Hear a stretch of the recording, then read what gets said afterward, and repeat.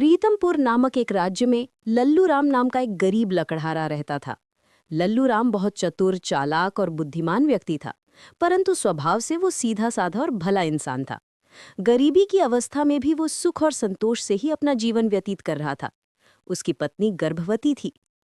एक दिन उसने अपने पति से कहा, सुनिए जी, आज हलवा खाने का बहुत मन कर रहा है, लेकिन घर में तो कुछ भी नहीं है, न बेसन, न घी, न गुड़। अगर किसी तरह ये चीजें मिल जाएं तो हम दोनों हलवा बना सकते हैं। लल्लू राम ने मुस्कुराते हुए कहा कि चिंता मत करो भाग्यवान, मैं अभी बाजार जाकर ये सब लेकर आता हूँ। झोपड़ी से बाहर निकलते ही लल्लू राम मन ही मन सोचने लगा कि हे भगवान, मैंने पत्नी से कह तो दिया कि सब चीजें लेकर आता हूँ, लेकिन लाऊं कैसे और कहाँ से लाऊं?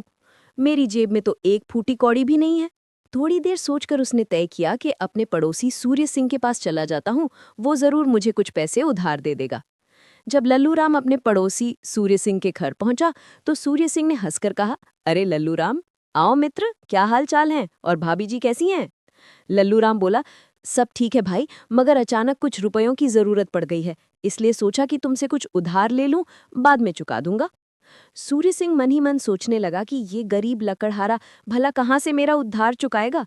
अगर इसे कुछ दे भी दूं तो वापस मिलने की उम्मीद ही छोड़नी पड़ेगी। ऐसा सोचकर वो बोला, मित्र, तुम बड़े ही बुरे वक्त में आए हो। देखो ना, मैं राजमहल में महावत हूँ और तुम्हारी ही तरह गरीब हूँ। आजकल तो मेरा हाथ भी खाली चल रहा है। आज तुम्हारी भाभी का मीठा खाने का बहुत मन था, मगर घर में एक फूटी कौड़ी तक नहीं है जिसे बाजार से कुछ ला सकूं। लल्लू राम ने कहा, ओफ, तब तो मैंने व्यर्थ ही तुम्हें तकलीफ दी। अच्छा, अब मैं चलता हूँ। लल्लू राम चिंता में डूबा हुआ सोचने लगा कि अब क्या करूं, किसके पास जाऊं, कौन देगा मुझे उधार? लगता है कि आज मेरी पत्नी की इच्छा पूरी नहीं हो पाएगी। यही सब सोचते सोचते लल्लू राम आगे की ओर बढ़ता चला जा रहा था। तभी अचानक उसकी नजर एक सुंदर से मकान पर पड़ी। वो मकान बहुत सजा धजा हुआ था। उसने राह चल रहे एक व्यक्ति से पूछा, भाई, ये किसका मकान है? आज यहाँ इतनी सजावट क्यों की गई है? राहगीर बोला, तुम्हें नहीं मालूम? ये नगर के सेठ शंभू प्रसाद जी की हवेली है। विवाह के 20 साल बाद उनके घर में बेटे का जन्म हुआ है।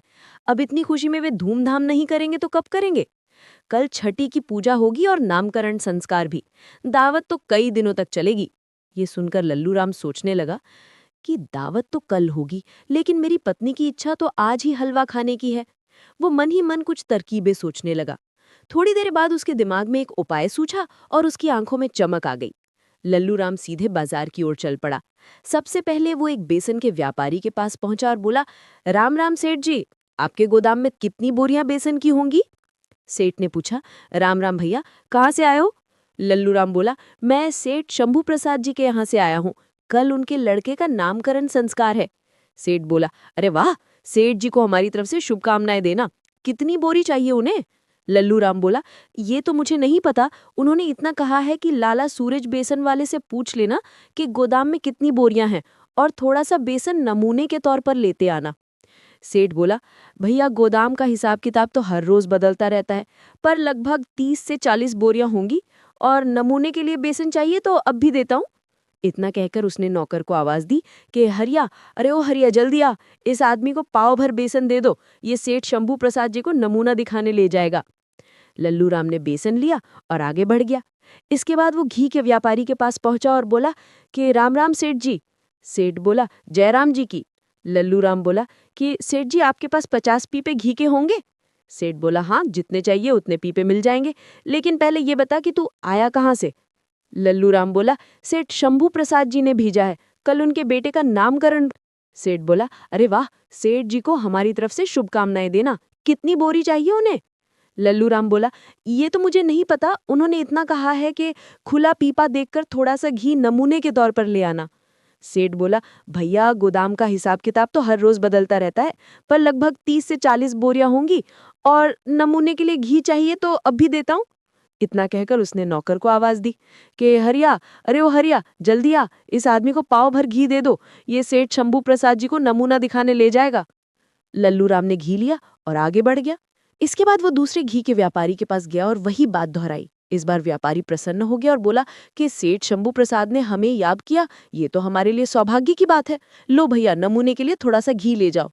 लल्लू राम घी लेकर खुश होता हुआ आगे बढ़ा और अब वो गुड़ के व्यापारी के पास जा पहुंचा और उसे भी वही बात बताई कि सेठ शंभू प्रसाद जी ने भेजा है, मुझे नमूने के तौर पर थोड़ा सा गुड़ चाहिए।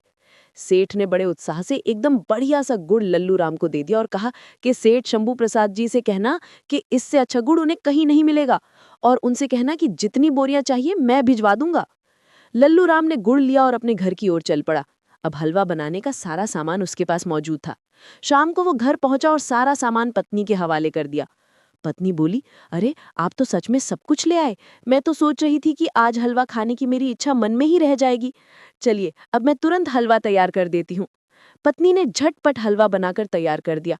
संयोग से उसी रात नगर के राजा प्रतापसेन भेष बदलकर अपने राज्य में घूम रहे थे और उस समय वो लकड़हारे लल्लू राम की झोपड़ी के बाहर ही खड़े थे और लल्लू राम और उसकी पत्नी की बातचीत सुन रहे थे। अंदर झोपड़ी में लल्लू राम ने पत्नी से कहा कि सुनो भाग्यवान, तुमने हलवा तो बहुत अच्छा बनाया है, मगर हम इसे अभी नहीं खाएंगे। पत्नी ने आश्चर्य से पूछा, क्यों? लल्लू राम बोला, अरे वो हमारा पड़ोसी सूर्य सिंह है ना, जो महाराज का महावत है।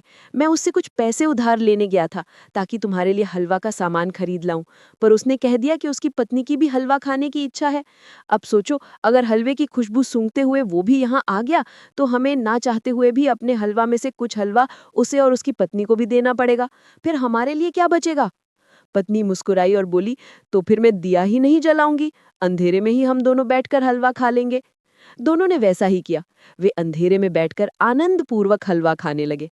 उसी समय राजा प्रतापसेन भी धीरे से झोपड़ी में दाखिल हो गए और अंधेरे का लाभ उठाकर उनके साथ बैठ गए। दोनों पति पत्नी को ये पता ही नहीं था कि कोई तीसरा व्यक्ति भी उनके साथ हलवा खा रहा है। राजा प्रतापसेन के शामिल हो जाने से हलवा जल्दी ही समाप्त हो गया। ये देखकर लल्लू राम और उसकी पत्नी दोनों हैरान रह गए। लल्लू राम बोला, अरे हलवा इतनी जल्दी खत्म कैसे हो गया? पत्नी ने कहा, रुकिए मैं दिया जलाकर देखती हूँ। जैसे ही दिया जलाया गया, दोनों ने देखा कि वहां एक तीसरा व्यक्ति बैठा हुआ है। लल्लू राम घबरा गया और बोला, आप कौन है भाई? वो व्यक्ति मुस्कुराया और बोला, मैं तुम्हारा मेहमान हूँ। हलवा तुमने बहुत स्वादिष्ट बनाया है। ये कुछ स्वर्ण मुद्राएं मेरी ओर से उपहार स्वरूप स्वीकार करो। लल्लू राम ने हाथ जोड़ते हुए कहा कि नहीं भाई, अभी आपने कहा कि आप हमारे मेहमान हैं। मेहमानों से हम कोई कीमत नहीं ले सकते। बस दुख इस बात का है कि आपने बिना बताए ही हलवा खा लिया, इसलिए मेरी पत्नी की इच्छा अधूरी रह गई। वो मन भर के हलवा नहीं खा पाया। मैंने बड़ी मुश्किल से हलवे का सामान जुटाया था। राजा ये सुनकर आश्चर्यचकित हो गए। उन्होंने पूछा कि जरा बताओ तो, ये सब सामान तुमने कैसे जुटाया? लल्लू राम ने बिना झूठ बोले एक एक बात सच्चाई से बता दी कि कैसे उसने चतुराई से बेसन, घी और गुड़ का इंतजाम किया था। फिर बोला, अब सारी सामग्री खत्म हो गई है, इसलिए हलवा दोबारा नहीं बनाया जा सकता। मुझे क्षमा कीजिए मित्र। राजा ने मुस्कुराकर कहा कि मित्र, मैंने मजाक में ही तुम्हारी इच्छा की पूर्ति में बाधा डाल दी। उसके लिए मैं क्षमा चाहता हूँ। मैं तो सोने की मुद्राएं देने को भी तैयार हूँ, लेकिन तुम लेना ही नहीं चाहते। तुमने मुझे मित्र कहा है, इसलिए मेरी एक बात मानो। कल सुबह महाराज प्रतापसेन के राज दरबार में आ जाना, मैं भी वही कार्य करता हूँ। हमारे महाराज बहुत ही दयालु हैं, वे अवश्य ही तुम्हारी सहायता करेंगे। इतना कहकर राजा प्रतापसेन वहां से निकल गए। महल पहुंचकर उन्होंने अपने राजसी वस्त्र पहने और पहरेदार को आदेश दिया कि कल एक गरीब लकड़हारा, जिसका नाम लल्लू राम है, वो महल में आएगा। उसे बिना किसी रोक टोक और पूरे सम्मान के साथ मेरे सामने लाया जाए। पहरेदार ने झुककर कहा कि महाराज, जैसा आपका आदेश।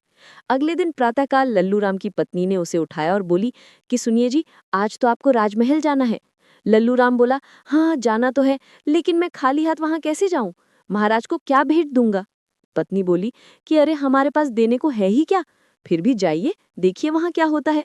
जहां तक भेंट की बात है, तो कुछ दिन पहले मैंने एक कबूतर पकड़ा था ताकि उसे पालतू बना सकूं।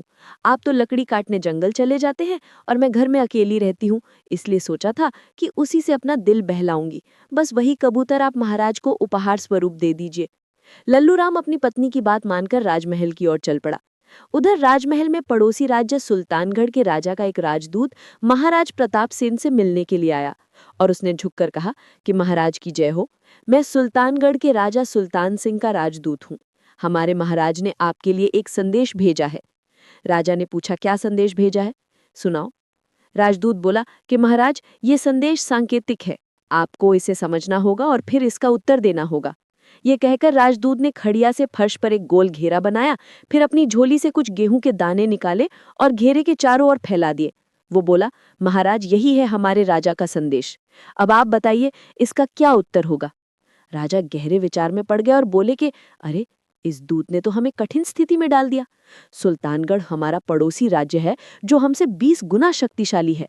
उसके राजा सुल्तान सिंह को नाराज करना उचित नहीं। पूरा दरबार स्तब्ध था। राजा ने अपने महामंत्री से कहा, बताइए मंत्री जी, इस संकेत का क्या अर्थ हो सकता है।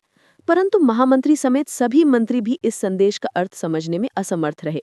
राजदरबार में सन्नाटा और चिंता का माहौल छा गया। महामंत्री ने हाथ जोड़कर कहा कि महाराज क्षमा करें, पर यह संदेश मेरी बुद्धि से परे है। दरबार में कोई भी इसका अर्थ नहीं निकाल पा रहा था। राजा उदास स्वर में बोले कि अब हम क्या करें, इस संदेश का क्या उत्तर दें। इसी बीच द्वारपाल ने घोषणा की कि महाराज, लल्लू राम नाम का एक गरीब लकड़हारा आपसे मिलने के लिए आया है। राजा ने मुस्कुराते हुए कहा कि उसे तुरंत भीतर ले आओ। लल्लू राम ने भीतर आकर झुककर महाराज को प्रणाम किए। उसे देखते ही राजा प्रताप सेन पहचान गए। उन्होंने प्रसन्नता से कहा कि आओ मित्र, तुम्हारे आने की बात हम पूरी तरह से भूल ही गए थे, इसलिए तुम्हारे स्वागत का कोई प्रबंध नहीं कर पाया। लल्लू राम बोला कि महाराज, मैं तो आपका सेवक हूँ, आपके दर्शन ही मेरे लिए सबसे बड़ा सौभाग्य है। कल मैं आपको पहचान नहीं पाया था। यदि किसी प्रकार की भूल हो गई हो तो नादान समझकर क्षमा कीजिए। राजा मुस्कुराए और बोले, अरे माफ़ी तो हमें मांगनी चाहिए, क्योंकि मैं राजा होकर भी तुम्हारी और तुम्हारी पत्नी की इच्छा में बाधक बन गया। राजा और लल्लू राम की ये बातचीत सुनकर सभी दरबारी चकित रह गए कि ये साधारण सा लकड़हारा राजा से इतने आत्मीय भाव से बातें कर रहा है। कुछ देर बाद लल्लू राम ने राजा के मुख पर चिंता की रेखाएं देखी और बोला कि महाराज, आप चिंतित प्रतीत हो रहे हैं। यदि अनुमति हो तो कृपया अपनी परेशानी मुझे बताइए, शायद मैं कुछ सहायता कर सकूं। राजा कुछ पल शांत रहे, फिर उन्होंने राजदूत द्वारा बनाए गए घेरे और गेहूं के दानों की ओर संकेत किया और बोले कि लल्लू राम, ये देखो, इस घेरे और गेहूं के दानों में कुछ संदेश छिपा है जो मुझे समझ में नहीं आ रहा है। लल्लू राम ने कुछ देर खड़िया से खींचे गए गोले और उसके आसपास बिखरे गेहूं के दानों को देखा, फिर बोला कि महाराज, यदि आप आज्ञा दें तो मैं इसका उत्तर देने का साहस करूं। राजा ने कहा, यदि तुम ऐसा कर सको तो तुम्हारा हम पर बहुत उपकार होगा। लल्लू राम ने अपने साथ लाए पिंजरे से कबूतर निकाला और उसे घेरे के बीच में छोड़ दिया।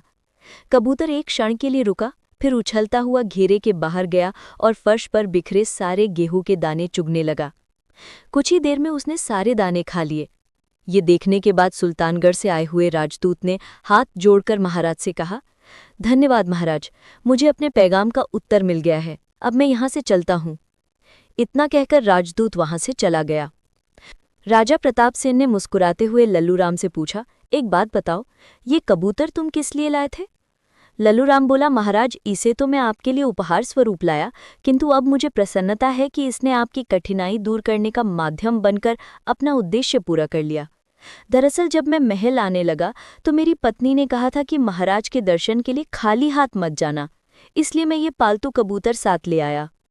राजा प्रसन्नता से बोले कि लल्लू राम, बताओ तो सही कि सुल्तानगढ़ के राजा के इस पैगाम का तुमने क्या अर्थ लगाया था।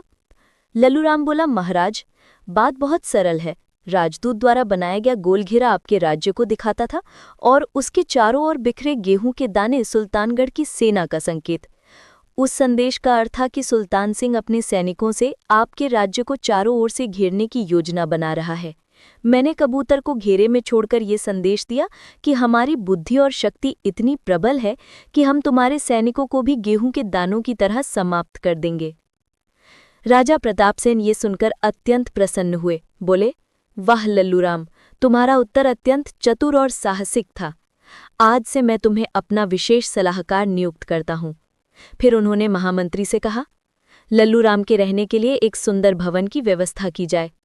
उस दिन के बाद से लल्लू राम राजा का विशेष सलाहकार बन गया और अपने परिश्रम, निष्ठा और चतुराई से उसने जीवन के हर क्षण को सार्थक बना दिया। तो दोस्तों, कहानी कैसे लगी कमेंट करके ज़रूर बताइएगा और जाने से पहले इसे एक लाइक अवश्य कर देना। धन्यवाद।